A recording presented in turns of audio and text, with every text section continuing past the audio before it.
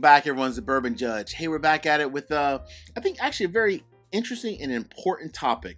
I'm going to give you 3 bottles that are not worth the MSRP and not worth the price that I paid. Fair? All right. So, as we all know, and I think everyone knows, obviously, whiskey prices are on the rise across the board. Most of them are just, honestly, insane increases. A few dollars here and there, no big deal, right? But some of these prices are just becoming a bit too much, right? And that's really across the board, even outside of whiskey as well.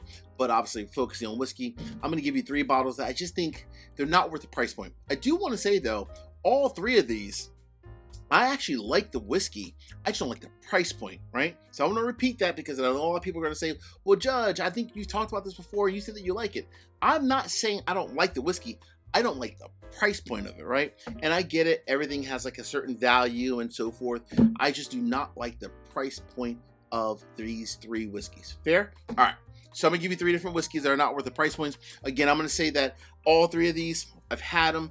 I enjoy them. I just wish the price was a little bit less, actually a lot less than what they currently are. But I'm going to give you the MSRP, and I'm also going to give you the price what I think they really should be. Fair? All right. All right, and by the way, these are not in order, so I'm not saying number 1 is worse than number 2 and 3 and so forth. These are just 3 that honestly come to mind that I think is important for the whiskey world to also kind of, as you're out there looking for bottles, to be a bit more, cognizant of these prices as they go up. All right, so Judge, what is number 1? What is number 1? All right, number 1 on the list, I reviewed this, I think it was maybe a month and a half ago, about a month and a half. Again, I even gave this I think it was either a split decision or a do not buy, and I called out the fact that the whiskey is actually pretty good. I just don't like the price of it. So, number 1 on the list, it's coming from our good friends over at Dark Arts. So this is a Dark Arts 7.5-year-old straight rye whiskey finished in maple syrup barrels with toasted Amburana oak staves. Number 1, so it's source whiskey number 1, aged 7.5 years. The price point is $110, right?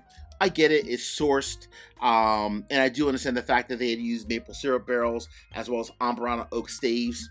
I really would have wished this whiskey was closer to the $80 range, maybe $85, not $110 plus tax when you find it. You're pushing more around $120.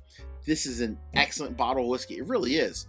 But it's not worth $120 when you factor in costs or taxes as well. There's no way this is a $120 whiskey.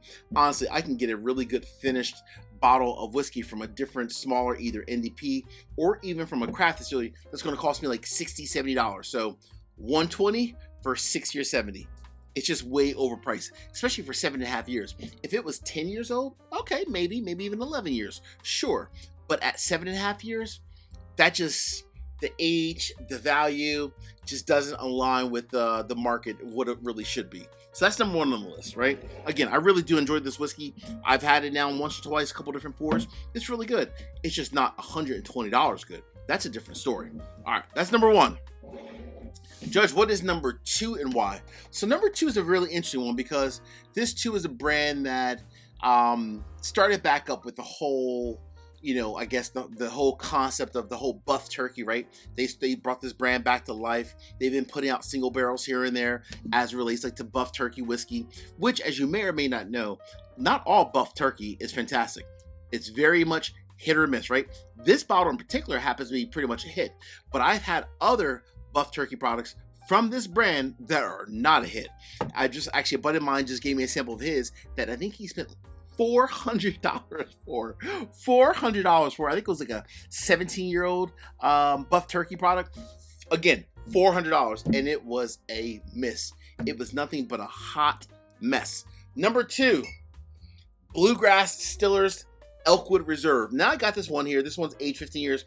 This one I think I paid $225, $230 for it. This one I thought was pretty good, right? I would have preferred the price point to be a little bit closer to around $175, $180. But I get it, right? It was one of the first original buff turkey single barrels that came out, aged 15 years. Very, very good. But again, I just tried, I think it was either a 17 or 18-year-old buff turkey from the same brand, right? That was, I think it was $350 or $400. My buddy gave me a sample of it. And let me tell you, that one is definitely not worth that price point. Not at all. It's closer to around $125. So be on the lookout. Make sure, always remember, age and price don't always have to align. Just because something's 18 years old and you see it for $400 doesn't mean that it's automatically worth that price point. Be clear. Trust me. Let's be clear. Not everything that's older is always better. That is a clear and true statement, especially when it comes to Buff Turkey whiskey, which is sometimes hit or miss. Very much hit or miss. All right, real quick before we go into number 3, the final one today. And by the way, there's no asterisk, none at all. Real quick, 3 quick easy favors. Number 1, hit the like button. Number 2, drop me a comment. Let me know what are other bottles out there that you think are important for the whiskey world to realize that the price doesn't match the value, right? So drop me a comment. And last but not least, please make sure you also subscribe to the channel and hit the bell so you get notification each and every time I release new content. Cool? All right. Cheers. Woo. Definitely bold. Definitely bold. All right. Number 3. So number 3, technically, I didn't waste my money. I have to be crystal clear. It's not myself. I got this as a Christmas present from my mother-in-law. So I feel bad for my mother-in-law, right? But she did waste her money. And I feel bad about number 3 because of all 3 of these brands, I love this brand. And again, I love this bottle. I want to repeat myself. I love this bottle. I do not like the price point. And that is the reason why it's on this list. To me, if it was a lower price point, I would say hands down, it's a buy all day. But at the price point, no way. Not today, not tomorrow, and not next year, no matter what. So number 3, what is number 3, Judge? Oh, man, I love this brand. Number 3 is a Starlight, aged 10 years, $250. Oh, come on, Starlight. $250? That is a grip. I get it. Starlight, which I love. I've done a lot of single barrels with Starlight. I love Starlight. I love their whiskey. I love the whiskey that's in this bottle.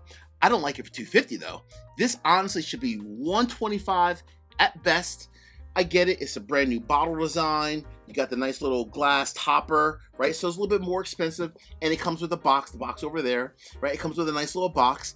I get that. So maybe even with it being 10 years old, first time they're putting out a 10-year product, I get it. Maybe it should be closer to $125, even $140 because of the box and the fancy new bottle design and so forth. Even at $140, I can say, okay, that's cool. I could rock with that. But at $250, stop it. It is not a $250 product. It's not. It is not. Not at all. Excellent whiskey, but there's not even close to being a $250 bottle. Not even close. All right, my friends. Hey, as we say in this courtroom, peace, cheers, salute, much love, much respect. Take care. See you guys.